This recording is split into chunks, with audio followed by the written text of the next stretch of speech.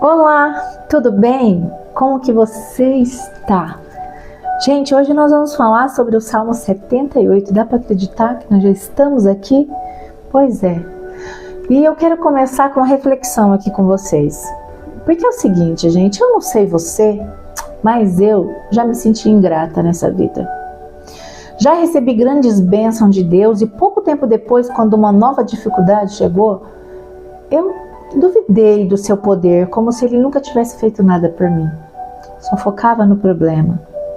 Parece um ciclo vicioso, se você for analisar: milagre, esquecimento, murmuração, juízo e misericórdia.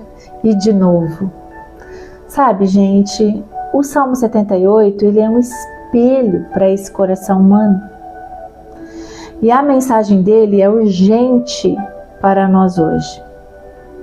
Este é um dos salmos mais longos e didáticos da Bíblia. E ele não apenas conta a história de Israel para a gente. Ele a interpreta para nos ensinar a não repetir os erros dos nossos antepassados. Entendeu? Então eu peço para você ir lá, buscar a sua Bíblia, ó. Tô aqui com a minha aberta, tá? Vou fazer diferente, vou ler todo o Salmo, como ele é longo, eu vou ler.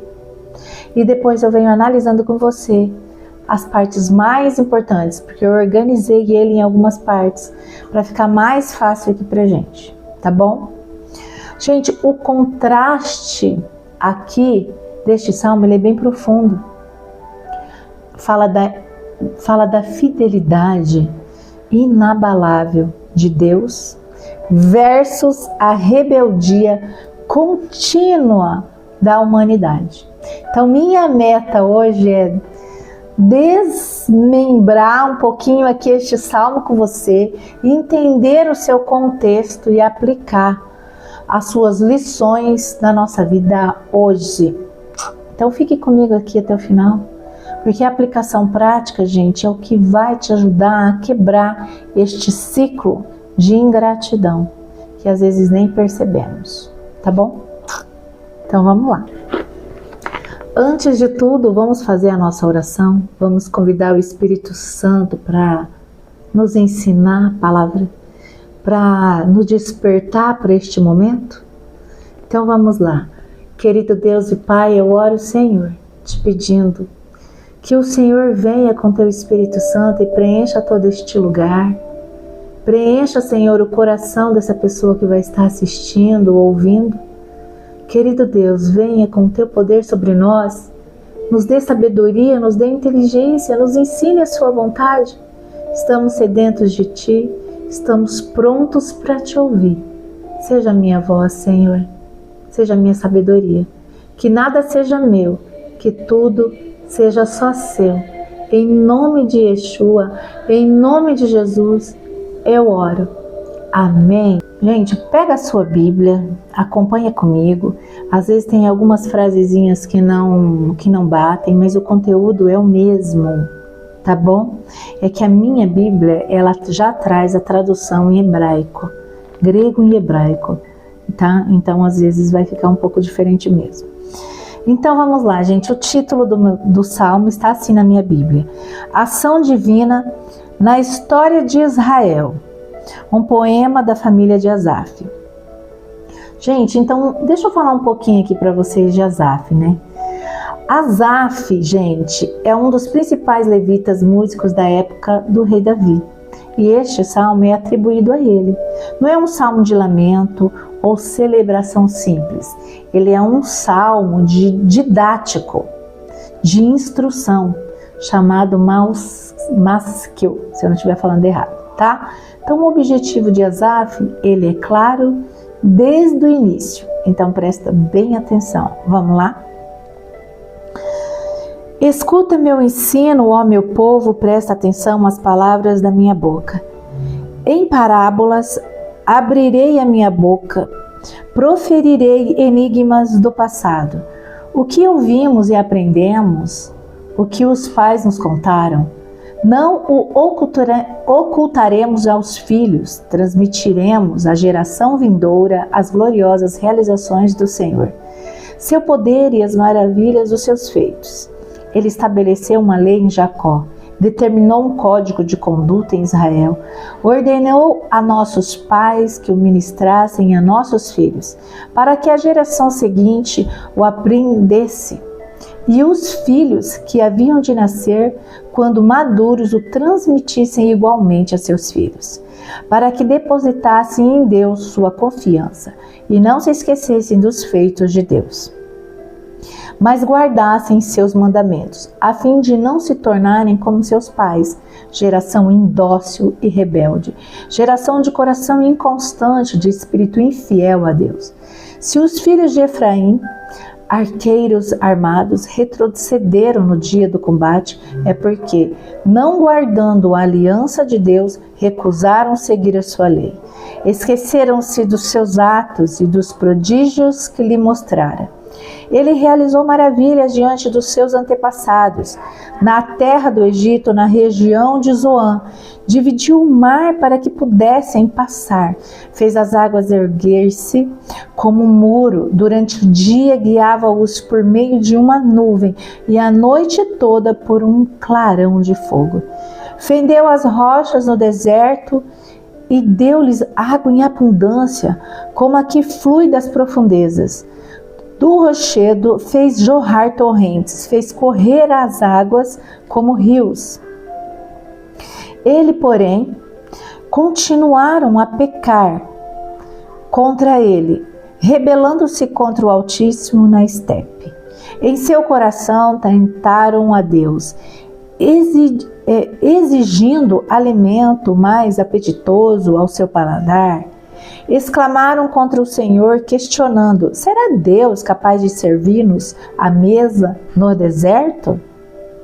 É verdade, ele bateu na rocha e eis que brotou água e jorraram torrentes, mas não poderá também fornecer pão e prover carne a seu povo?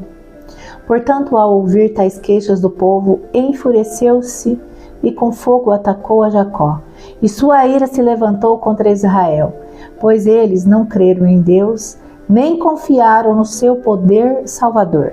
Deu ordem às nuvens do alto e abriu as comportas do céu. Fez chover maná sobre o povo para que se alimentassem. Deu-lhes trigo do céu. Cada pessoa se alimentou do pão dos anjos. Enviou-lhes comida à vontade. Mandou do céu o vento oriental e por meio do seu poder fez avançar o vento sul. Então fez chover carne sobre eles como grãos de areia, brandos de ave como areia da praia. Levou-as a cair dentro do acampamento, ao redor de suas tendas. Comeram até se fartarem, e assim ele satisfez o desejo do coração deles. Contudo, antes de saciarem o apetite, quando ainda mastigavam a comida que lhe restava na boca, desencadeou-se a ira de Deus contra aquele povo, semeando a morte entre os mais valentes, abatendo os jovens de Israel. Apesar disso, continuaram pecando, não creram nos seus milagres, por isso ele encerrou os dias deles como um sopro e os anos deles em repentino pavor. Sempre que Deus os castigava com morte, eles o buscavam com fervor, se voltavam de novo para ele. Recordavam que Deus era a sua rocha, que era o seu Redentor, o Deus Altíssimo. Com a boca tentaram enganá-lo, mentiram-lhe com a língua. De coração inconstante para com ele, não eram fiéis à sua aliança. Entretanto, porque era misericordioso, perdoava a culpa deles, a fim de que não fosse necessário que os destruísse. Muitas vezes reprimiu sua cólera santa e não acendeu todo o seu furor, recordando-se de que eram seres frágeis, meros mortais, brisas passageiras que não retornaram. Quantas vezes se mostraram rebeldes contra ele no deserto e o entristeceram na terra solitária? Quantas vezes puseram Deus à prova e irritaram profundamente o Santo de Israel? Não se lembravam da sua mão poderosa, do dia em que os redimiu do opressor, do dia em que revelou as suas maravilhas no Egito, os seus milagres na região de Zoan. Quando transformou os rios e os riachos dos egípcios em sangue, e eles não mais conseguiram beber das suas próprias águas, e mandou enxames de moscas que os molestaram, e rãs que os devastaram. Quando entregou suas plantações às larvas, a produção da terra aos gafanhotos, e destruiu as suas vinhas com a saraíva, e as suas figueiras bravas com a geada, quando entregou o gado deles ao granizo, os seus rebanhos aos rios, quando os atingiu com sua ira ardente, com furor, indignação e hostilidade, com muitos anjos destruidores. Abriu caminho para sua ira, não poupou da morte suas almas, mas entregou suas vidas à peste. Feriu todos os primogênitos do Egito, as primícias da virilidade. Nas tendas de Cã, fez partir seu povo como um rebanho e os conduziu como ovelhas pelo deserto. Guiou-os com segurança, sem temores. Enquanto o mar cobria os inimigos, fê-lo entrar em seu domínio sagrado, até a montanha que destra conquistara. Diante deles expulsou nações e, por sorteio, repartindo o patrimônio, instalou em suas tendas as tribos de Israel. Eles, no entanto, puseram Deus à prova e foram rebeldes contra o Altíssimo. Não obedeceram às suas prescrições. Desertaram e, como seus pais, o atraiçoaram, envergando-se como um arco frouxo. Com seus altares idólatras, eles os irritaram. Tremendamente com seus ídolos, lhe provocaram ciúmes. Deus ouviu e se indignou, e com veemência repudiou Israel. Abandonou o tabernáculo de Siló, a tenda onde fazia morada entre os homens. Entregou o símbolo do seu poder ao cativeiro e seu esplendor nas mãos do opressor. Abandonou a espada, seu povo, irritando contra a herança. Um fogo devorou os jovens e as donzelas não tiveram canto nupcial. Os sacerdotes tombaram sobre a espada e não os prantearam as viúvas. Então, como de sonolência, despertou o Senhor como um guerreiro aturdido pelo vinho e golpeou os inimigos pelas costas, infligindo-lhes infâmias eternas. Descartou a tenda de José, preferiu a tribo de Efraim, escolheu a tribo de Judá, o monte Sião que ele amava. Construiu seu santuário como no alto céu, como a terra que consolidou para sempre. Escolheu Davi, seu servo, tirando-o dos apriscos do rebanho, do cuidado das ovelhas, seu povo Israel, sua herança. E ele os pastoreava com coração irrepreensível, e com perícia de suas mãos o conduzia. Uau, quase que eu fiquei sem fôlego, gente. Perdoa aqui também algumas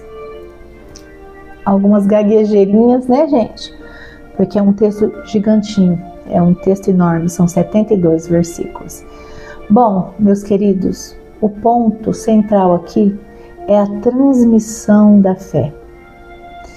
Deus ordenou aos pais que ensinassem a lei aos filhos, aos netos, para que as futuras gerações pudessem colocar as suas esperanças em Deus, para que eles não se esquecessem das obras de Deus e para que eles guardassem os seus mandamentos. O fracasso de Israel começa aqui. Eles falharam em transmitir a fé de coração, e por consequência o povo também falhou em guardar a história e a lei. Por isso esse salmo é uma longa e dolorosa retrospectiva. A história que Asaf conta, ela é seletiva, gente, focada nos fracassos de Israel no deserto, logo após o êxodo. O primeiro exemplo, ele é chocante, ali nos versículos 9 a 11. Fala o seguinte, olha lá, fala que o fracasso da tribo de Efraim se dá o quê? Eles eram uma tribo poderosa, eles tinham armas, mas na hora da guerra eles fugiram. Por quê? O versículo 11 nos dá a chave. Eles esqueceram das suas obras e das maravilhas que o Senhor já tinha mostrado para eles. Eles tinham armas, tinham equipamento, mas o coração estava vazio de memória, de fé. E o que eles esqueceram, gente? Eles esqueceram o Mar Vermelho, a nuvem de dia e o fogo à noite. Eles esqueceram a água da rocha, mesmo com todos esses milagres visíveis. O que eles fizeram, gente? Versículo 17, versículo 18. Eles pecaram mais contra ele no deserto, tentando a Deus no seu coração. E aqui, gente, este versículo, para mim, é um dos mais importantes de todo o Salmo. O grito da incredulidade que ainda ecoa em muitos corações hoje é o versículo 19, que fala: poderá Deus pôr uma mesa no deserto? Olha eles tentando contra o coração de Deus. Gente, meu Deus, gente. Meu Deus. Depois de todos os milagres no Egito, depois da água jorrada da rocha, eles ainda duvidaram se Deus poderia prover comida. A falta de confiança em Deus é um pecado que eles cometeram aqui. É um pecado gigante que eles cometeram aqui. Isso nos lembra, gente, de Hebreus também. Eu deixei anotado aqui. Hebreus 3:12. O que Hebreus 3:12 ele faz? Ele nos alerta contra um coração maligno de incredulidade. E o mais triste é a hipocrisia da crise, que está aqui no versículo 34 a 37. Quando o juízo caía, eles corriam para Deus, diz o texto. Eles buscavam-no apressadamente, mas com a boca mentiam, usavam a língua para enganar. O seu coração não era firme para com Deus. E eu pergunto para você também faz isso? Busca Deus desesperadamente, só no hospital ou no momento da dívida? Mas quando a bênção vem, o coração se esfria? Este salmo nos confronta com a necessidade de um coração firme, não de ânimo dobre, gente. Porque a graça de Deus, a história não termina na nossa falha. O Salmo 72, gente, ele só existe por causa dos versículos 38 e 39. Tá? Uau! Graças a Deus, não é verdade? Por quê?